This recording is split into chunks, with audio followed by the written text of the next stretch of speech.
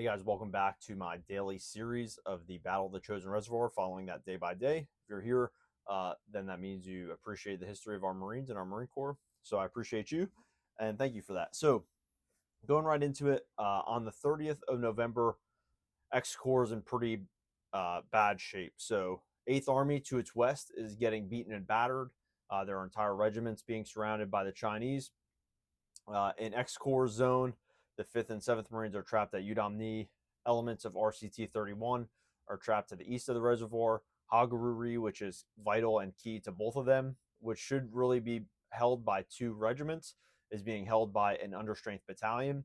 And a rifle company and tank company are going to fight their way up north, deeper into enemy territory, to Hagaruri to reinforce them. But we're going to get into that as all that today. So on the 30th, General Ahmed, X-Corps commander, holds a commander's conference, which he basically lays out what's going to happen in the next few days. So up until the 28th, there were still orders to attack and continue further in. Once the severity of the situation is realized by MacArthur, the orders change, and this X-Corps order comes out and changes as well. So discussing General Ahmed's planning conference here.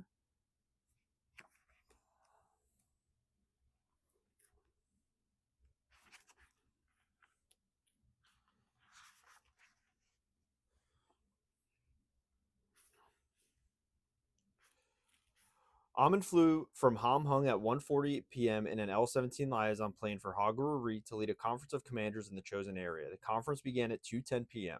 The group he assembled include General Smith, commander of 1st Marine Division, General Barr and Hodes, commander and assistant division commander of the 7th Infantry Division, which RCT 31 fell under, Colonels William and Forney, which are liaisons from the Marine Corps. Ahmed told the assembled group that the Corps would abandon the chosen reservoir area and that all troops would be concentrated immediately in the Hagaruri area. Once concentrated there, they would be withdrawn to the coast. He was an entirely different man from the one who had visited his troops there 2 days earlier. He knew now that the survival of X Corps itself was at stake. He told Smith that he would resupply him by air if he felt the need to burn or destroy some supplies in order to hasten withdrawal. He stressed the need for speedy action. Smith replied that he would need everything he had to fight his way to the coast. He also added that the care and evacuation of the wounded would be the biggest obstacle to a speedy withdrawal. Ahmed ordered Smith and Barr to prepare a plan and a time schedule for getting the army units east of the reservoir withdrawn to Hagaruri. And it continues back at Hagaruri. Smith and Barr discussed how they would implement Ahmed's order to extricate the 7th Division units east of Chosin. They agreed that not much could be done with the troops available at Hagaruri. Every man there was needed to hold that position. They agreed that before anything could be done, the Marines would have to be withdrawn from Udamni.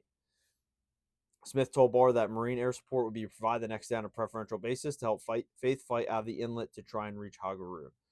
Smith subsequently discussed the situation with General Hodes, directing him to prepare a message to Faith, ordering him to fight his way out of the inlet perimeter to try and reach Hagaruri.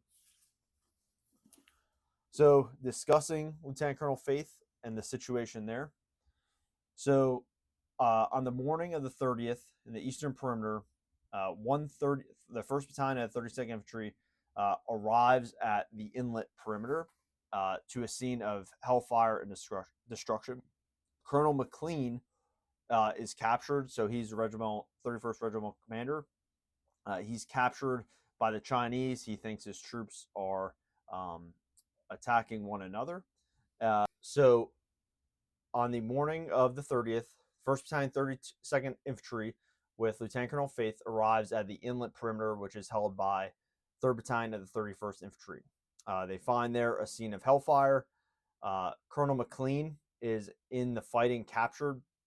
He runs out thinking that a column of Chinese troops are his 2nd Battalion, and they're being fired upon and firing upon troops in the perimeter.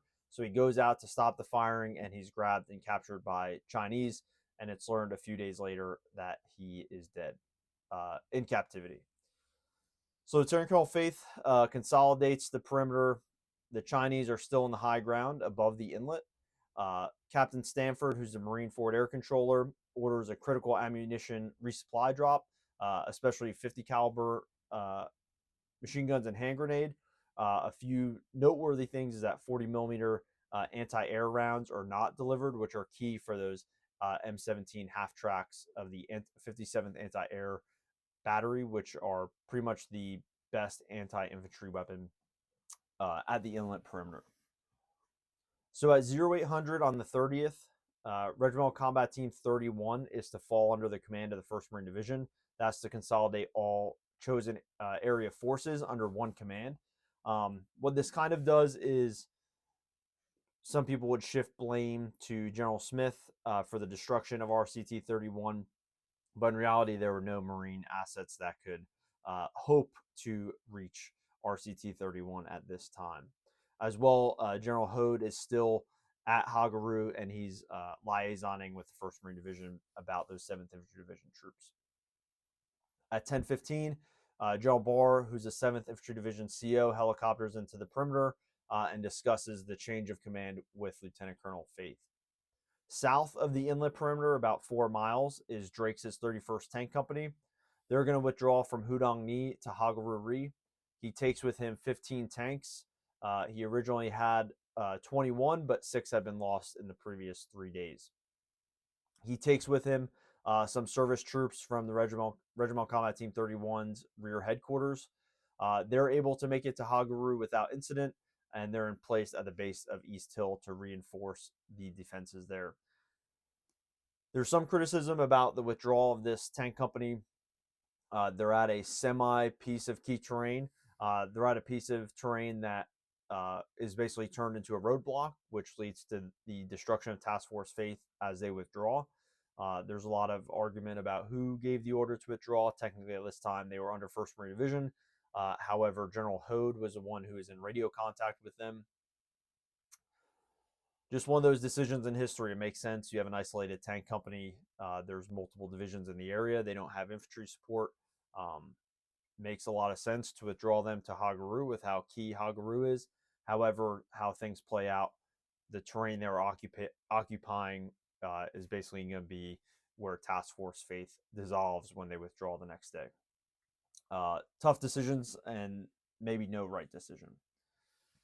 In the afternoon and evening of the 30th at the inlet perimeter, there's attacks against the southern roadblock, essentially all afternoon, starting at around 2 p.m., which is unusual because the Chinese usually waited till night to attack, but they were seemingly anxious to destroy this unit.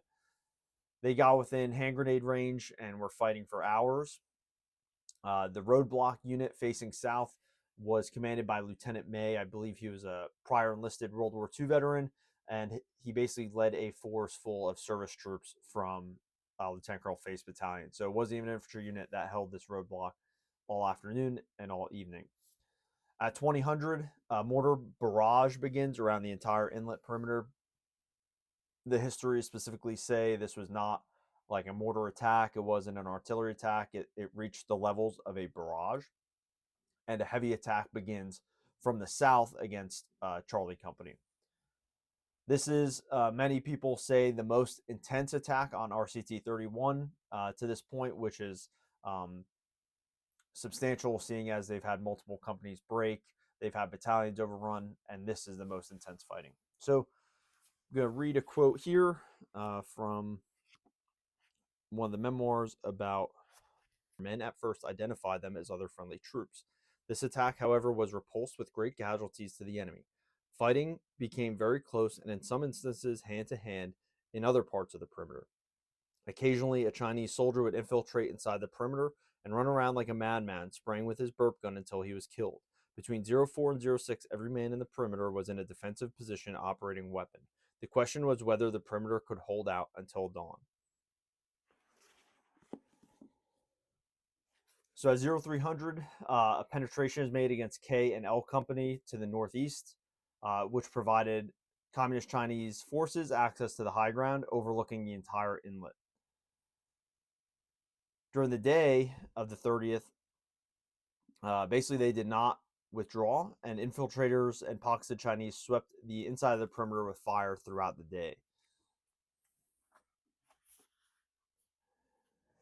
So on the 1st, the scene was this. An attempt to describe accurately the scene inside the perimeter of Task Force Faith on the morning of 1 December 1950 runs a risk of appearing macabre. Very probably, however, even Hollywood will not be able to duplicate it in stark tragedy and horror. By dawn on 1 December, members of the task force had been under attack for 80 hours in sub-zero weather. None had slept much. None had washed or shaved. None had eaten more than bare minimum. Due to the season of the year, darkness covered about 16 of each 24-hour period, and during the hours of darkness, the enemy exploited his terror weapons such as bugles, whistles, flares, burp guns, and infiltration tactics. The ground was frozen so solidly as to hamper digging, so riflemen and weapons crews occupied very shallow trenches. The dead concentrated in central collecting points had to be used as a source for all supplies, including clothing, weapons, and ammunition. Everyone seemed wounded in one fashion or another, and to varying degrees of severity. Frozen feet and hands were common. The wounded who were unable to move about froze to death. Trucks and jeeps and trailers were ransacked for ammunition and of any kind of fabric that would serve for bandages or clothing. But the factors that discouraged and disheartened most were these. Everyone could see that the weather was growing worse, which meant the loss of air support and aerial resupply, that relief from Hagaruri in any force less than regimental size could never reach us, that another night of determined attacks would surely overrun the position.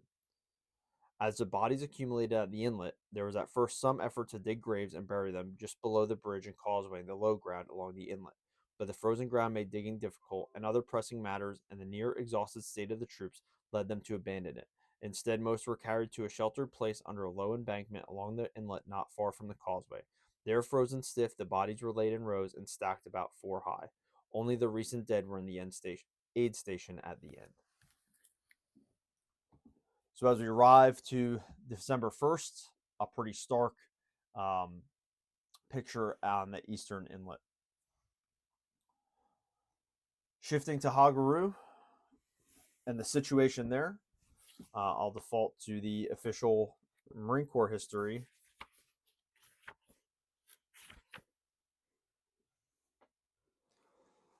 It was still touch and go at Hagaru at dusk on the 29th, but the defenders could take satisfaction in having weathered the enemy's first onslaught. General Smith, courteous and imperturbed as always, visited the battalion CP to commend Ridge and his officers for the night's work.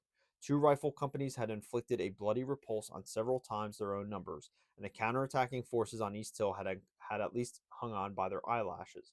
In the final issue, a bobtailed rifle battalion, 2 artillery batteries, and an assortment of service troops had stood off a CCF division identified as the 58th and composed of the 172nd, 173rd, and 174th Infantry Regiments, reinforced with organic mortars and some horse-drawn artillery. Chinese prisoners report that the 172nd Regiment, taking the principal part in the attacks on Howe and Item Companies, 3-1, had suffered 90% casualties, and elements of the 173rd were believed to have figured a lesser extent, with the 174th being kept in reserve. This was the situation in the early darkness of 29 November when the disturbing news reached Hagaruri that George Company and the commandos were being heavily attacked on the road to Coterie and had requested permission to turn back.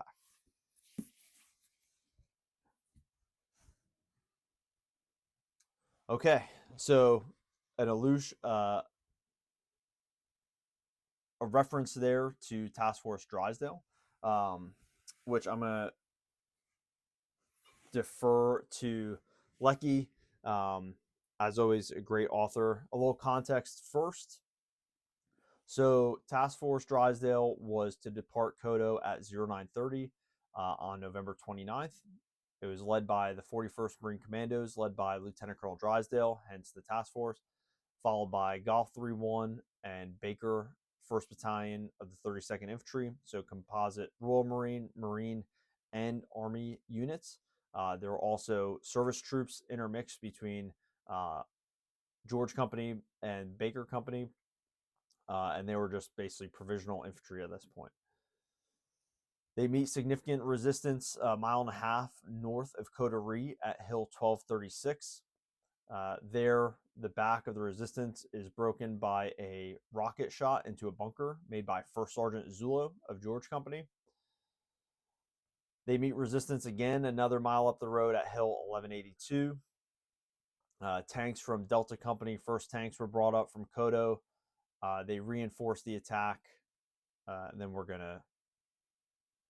things break down from there. But deferring first to Lecky here. Task Force Drysdale was leaving Coterie. Some 900 men, some 150 vehicles, some 30 tanks. A long, winding, bristling column of men in arms coming to the relief of Hagaru. But it was also moving into an ambush.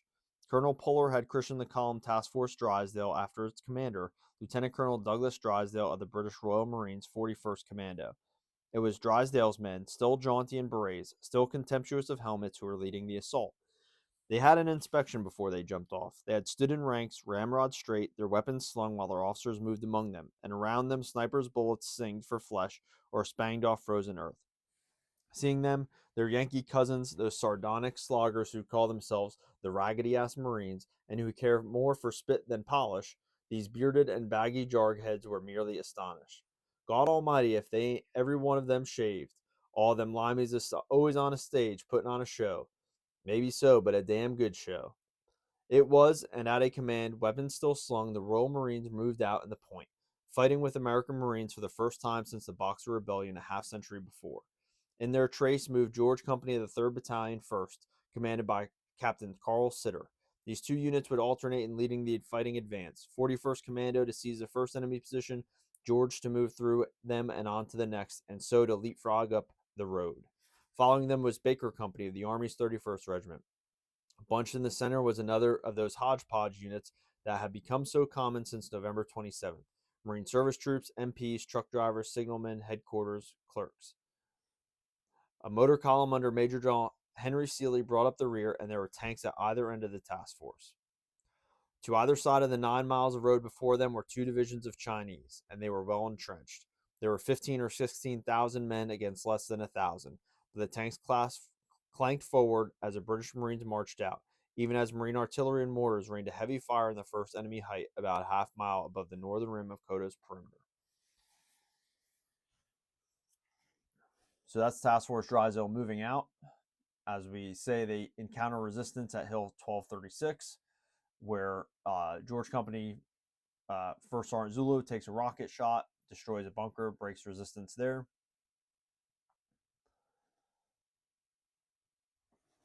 So going into the official history, I just want to give an accurate account of everyone that's compositing Task Force Drysdale, and this is about as an accurate count as I could gather.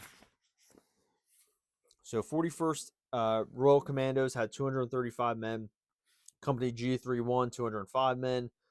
Company B, 31st Infantry, 190. There were 62 men from the Division Headquarters Battalion, 8 from the 1st Signal Battalion, 12 from the 7th Motor Transport Battalion, 18 from the Service Company or 1st Tank Battalion, 86 men from Company B 1st Tanks, 77 Company D 1st Tanks, and 2 tanks from the Anti-Tank Company of Regimental Combat Team 5. So RCT 5, obviously at UDOMNI, their tanks, part of their, at that time, Anti-Tank Company, were left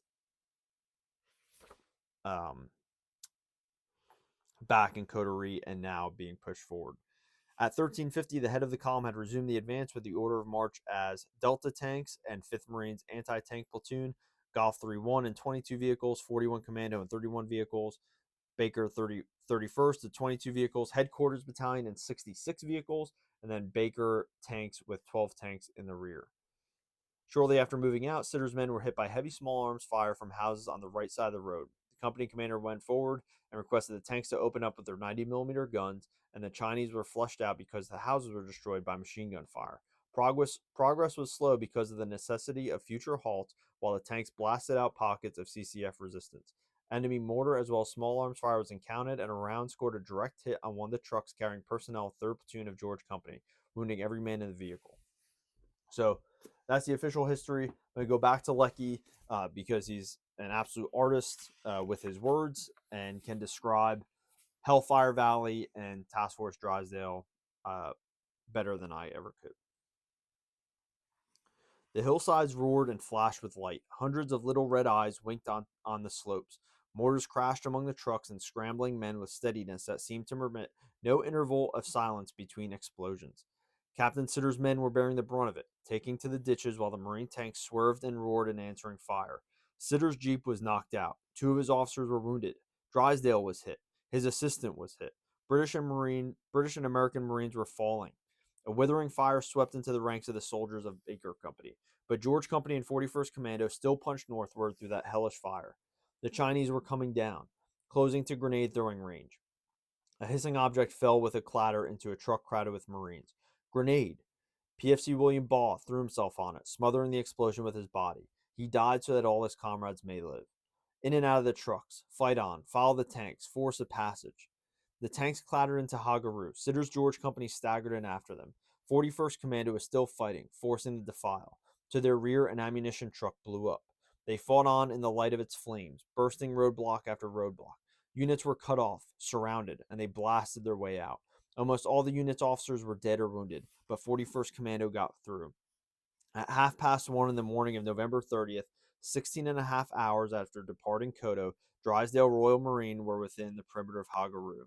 He had come at all costs, and the cost had been high. He had lost half his 41st Commando, and behind him in that low-lying valley halfway point that would be called Hellfire Valley, the remaining men and vehicles of Task Force Drysdale had been trapped and sliced into 4 sections as they attempted to turn their trucks around for a fighting return to Koto.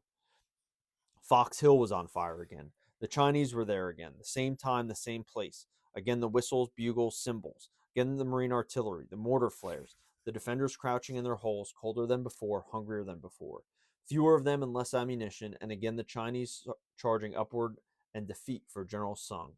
But there was a difference. The Chinese overran many positions, but Captain Barber, wounded again and still at his post, sent out the word, nobody above ground.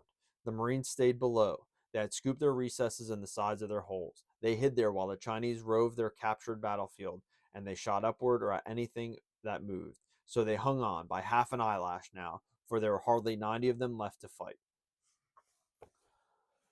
So, a little context for Lecky's quotes there. So, the tanks basically reach a roadblock, and the enemy is on both sides of the road in the high ground. And the tanks go talk to Colonel Drysdale and say, the tanks can make it through, but the infantry and trucks are going to get hammered. Colonel Drysdale calls General Smith, the division commander, and says, this is a situation. What do you want me to do? General Smith realizes how desperate the situation at Hagaru is and says, get through at any cost. So Colonel Drysdale pushes on. The convoy stops as the tanks reduce the enemy in front of them. The troops are getting on and off the trucks. Every time the convoy stops, they get off, hold security, then they get back on. Unit integrity starts to break down. During a stop, a mortar round scores a direct hit on a vehicle midway through the column. In addition to blocking the road, it also lights on fire, which at night silhouettes the Americans against the dark backdrop of the Chinese in the hills. The Chinese see this, they take advantage and increase the rate of fire, which prevents any recovery or removal efforts. Unaware or unable to assist, the Dog Company tanks, Golf 3-1, and most of 41 Commando, as well as a handful of Baker 132 soldiers, continue fighting up to Hagaru. They fight the whole way. The Assistant Division G4, Lieutenant Colonel Chidester, is in the back half of the column with the headquarters service troops. He orders a convoy to turn around. By this point, multiple vehicles are inoperable, and basically they're just pockets of Americans. So there's basically 1 large and 3 smaller positions at this point, and the Chinese are flowing around them. The Baker tanks in the rear cannot move forward to assist. And these Marines in these perimeters know that there's tanks less than a mile behind them, and they keep waiting for these tanks to show up. They're unable to make it to them. Eventually, the tanks are blocked not only by the road, by all these vehicles, but by Chinese force at Hill 1236, which ironically had already been cleared by George Company and the Marine Commandos, but was reoccupied during the movement by the Chinese. So there are small groups of survivors. They're fighting in their positions until the early morning when the Chinese finally parlay with them. So I'm going to go to this history book here.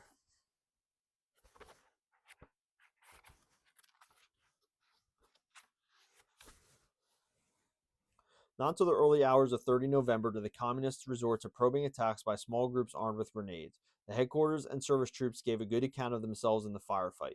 Signalmen, clerks, cooks, truck drivers, military policemen, the Marines of Hellfire Valley included a good many veterans of World War II, and they proved as steady as the tough combat-trained commandos. Once again, the value of the Marine Corps' insistence on good basic training showed itself. I think that quote speaks for itself. By 4:30, Communist Chinese with some POWs parlay with Major McLaughlin. They discussed surrendering with him. At this time, Major McLaughlin was an amphibious expert liaison on the ex-Corps staff, and he gets thrown with these service troops. So he's a liaison with a Corps level command, and now he's negotiating surrender of Marines. So McLaughlin is given 10 minutes to decide if he's going to surrender. If not, the Chinese say they're going to wipe him out. He returns to his perimeter. He has 40 able-bodied men left, 0 grenades, and at most, some of his Marines have 8 rounds. So he surrenders on the condition that the Chinese will take care of the casualties. The Chinese do not take care of the casualties. They do not evacuate them, provide medical aid, but what they do is they allow the Marines to put the most seriously wounded in some Korean huts that are nearby. And that'll come back later in the story. The negotiations also gave Major McLaughlin tried to negotiate as long as he could so that Marines could slip out of the perimeter one by one, which many did and make it back to Koto-ri. So just digging in to the casualties of Task Force Drysdale to give a picture of how severe this action was. So 41st Commando had 18 killed or missing and 43 wounded. George Company, 8 killed, 40 wounded. Baker Company, 1st Battalion, 31st Infantry, 100 killed or missing, 19 wounded.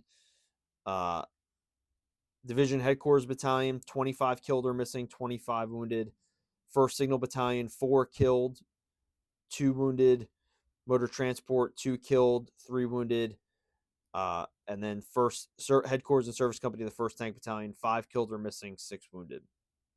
So the total Task Force Drysdale casualties, 162 killed in action or missing in action, 159 for a total of 321 casualties out of just under 900 that departed originally.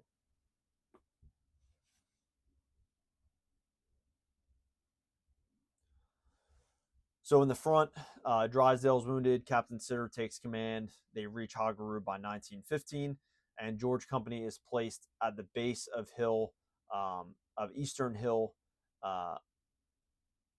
and they kind of pass the night without any major issues at Hagaru.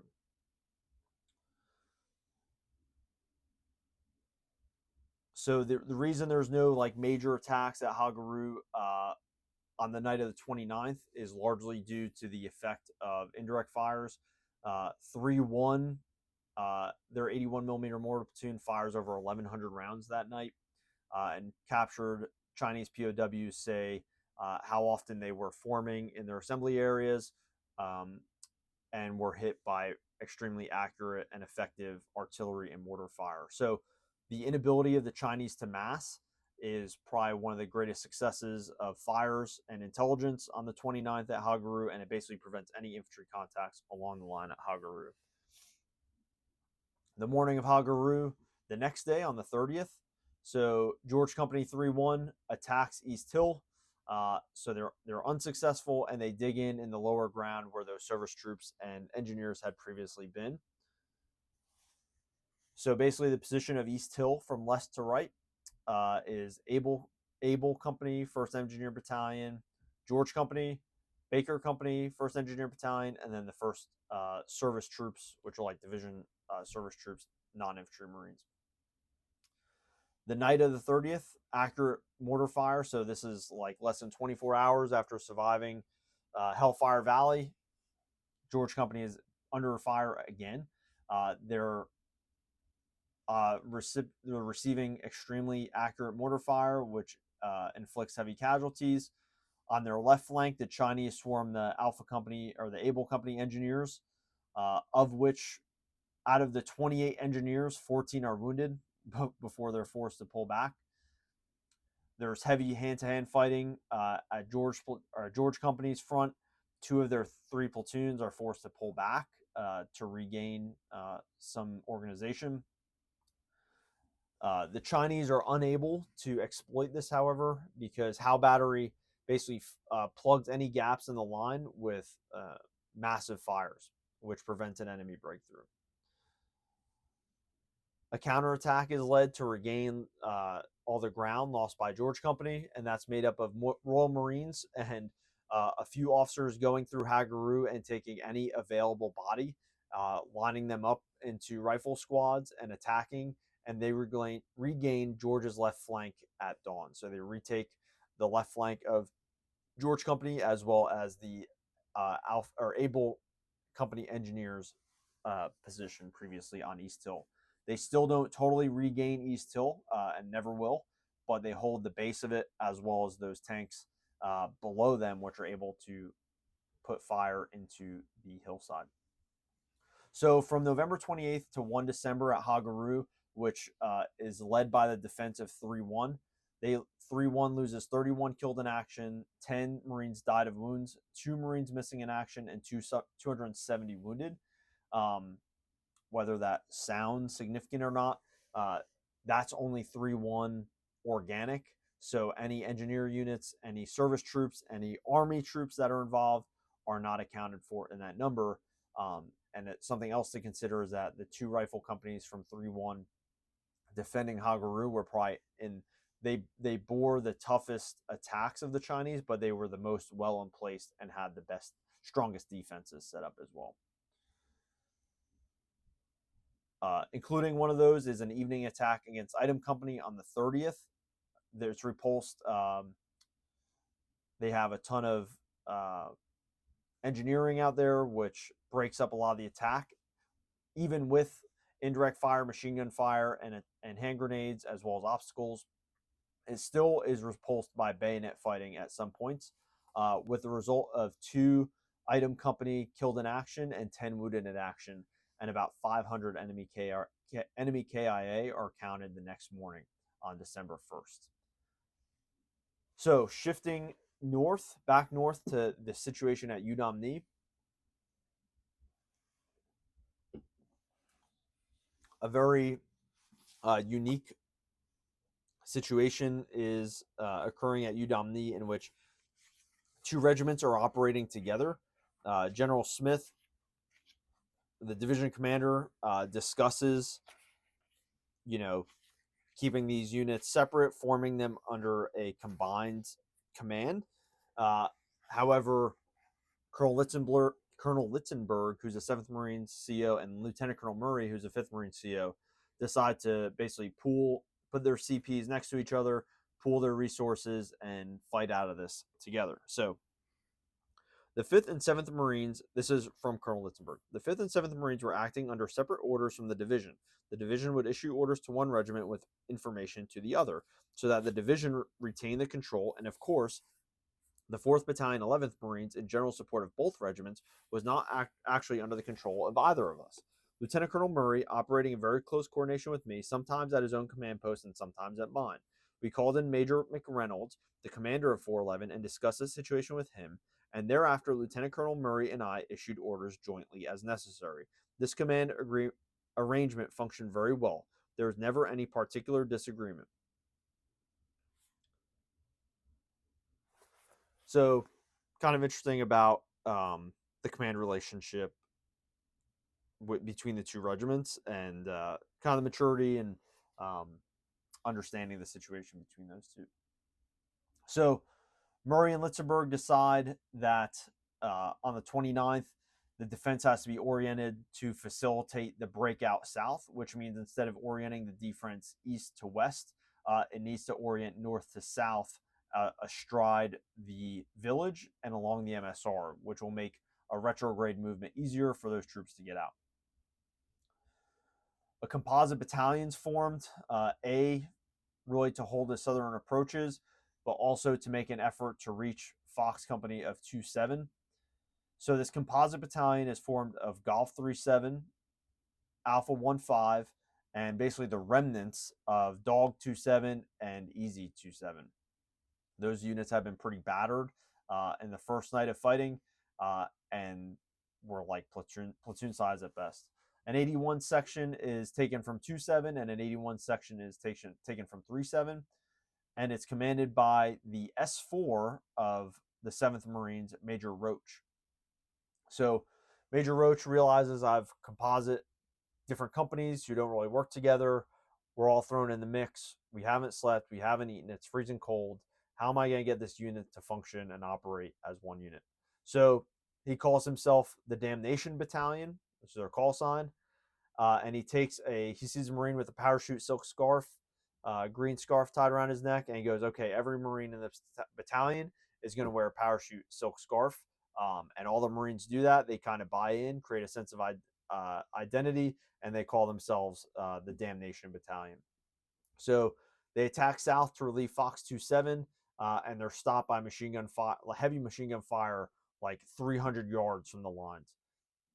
Corsair pilots are reporting that there's heavily fortified hilltops on either side of the MSR. The enemy is in place, as well as fresh reinforcements are coming up and beginning to surround this battalion. So Colonel Litzenberg orders them to withdraw with fears that they would get surrounded as well.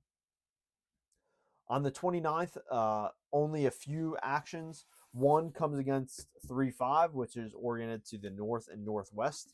And I will outline that from Dark Horse 6 himself. On the 29th, things livened up on the valley floor. Early in the morning, our roadblock covering the two road corridors leading into our position from the west and northwest reported about 60 Chinese troops coming down the northwest corridor. About the same time, another group was observed moving down the draw between Howe and Item Company. In dawn's gray light, we took them under fire, and the enemy withdrew, leaving behind 18 dead and 3 wounded or captured. Our area was relatively quiet until noontime, when 2 enemy companies attacked Item Company on Hill 1286. Another attack soon followed and appeared to be coordinated with an attack on Hill 1240 occupied by Baker Company. These attacks were repulsed with the aid of close air support artillery and our 81mm mortars. Our position on 1286 presented a stalemate. We couldn't move forward over the crest of the ridge, nor did we want to, and the Chinese were unable to drive us off the reverse slope. To attack would expend vital resources needed to fight our way out of the encirclement. The fighting on Hill 1286 developed into a hand grenade battle, with hand grenades flying back and forth over the crest of the steep ridge. During the early morning fighting on Hill 1286, Item Company used over 1,000 hand grenades in little over an hour of fighting. The Battalion S4, First Lieutenant Johnny Watcher, also doing the task of supply officer, and who had been wounded, had a difficult time rounding up the quantity of grenades needed. He succeeded by stripping other 3-5 units to the bare minimum. Sadly, most of the airdrops of resupply ammo by Air Force X-119s fell outside of our perimeter. I'm sure the Chinese appreciated the resupply. And then just an interesting note, I'm going to continue on. By now, our strength had dwindled considerably, and the replacements were urgently needed for all the rifle companies. The combination of the bitter cold and heavy sustained fighting had taken its toll on the young Marine riflemen. The bitter North Korean weather and the mounting casualties kept chipping away at our ranks, forcing us to expend critical supplies. As each day passed, our combat strength and effectiveness was reduced. We were unaware of the brutal task we would soon have, to lead the breakout from the Chinese encirclement and clear the MSR to Hagaru-ri. In order to strengthen the infantry units, the two regimental commanders on 29 November organized provisional rifle platoons from the engineers, artillery, and headquarters units. Our battalion received a provisional platoon of 39 men and 1 officer on the command of First Lieutenant Dorsey Booker from Charlie Battery 1st Battalion, 11th Marines, which we assigned to Item Company. Able Battery 111 provided a platoon of 40 men and 1 officer under the command of Lieutenant Kellett. This unit we assigned to George Company. Howe Company, which had the fewest casualties at this time, received no replacements. So shout out to 11th Marines there. On the 30th, there's a rare daylight attack by the Chinese at Udomni, which comes against Item and George. They're able to fight that attack off. And then on the 30th, the general shuffling of troops to facilitate the breakout begins. And then lastly, at Tok Tong Pass, as Lecky described a little bit, an attack is repulsed from the south at 0230 with mortars, grenades, machine gun, and rifle fire. And then on the evening of the 30th, the Chinese emplace 4 machine guns on a high knob north of Fox Company. Howe Battery at Hagaru, which has a stellar record up to this point, achieves a first round fire for effect and destroys the Marine machine gun positions. And there's no major infantry attacks the night of the 30th, which is a relief after the night of the 29th described in Lecky's book there. So this gets us up to the morning of December 1st when the breakout begins of not only Task Force Faith, but the Marines from UDOMNI, and the fighting down the MSR begins. Task Force Faith sadly ceases to exist in tomorrow's episode. So I hope you're enjoying this. I know it's increasing my understanding doing all this research. I apologize if I'm a little confused. Not confused, but disorganized. I'm trying to get better. I'm trying to keep this separated by not only time, but also terrain. But I'll do this again next year. Please leave me feedback in the comments. I want to know what you enjoy, what you don't enjoy, what you want to see more of, what you find interesting. I really value your feedback, and I look forward to that and seeing you tomorrow.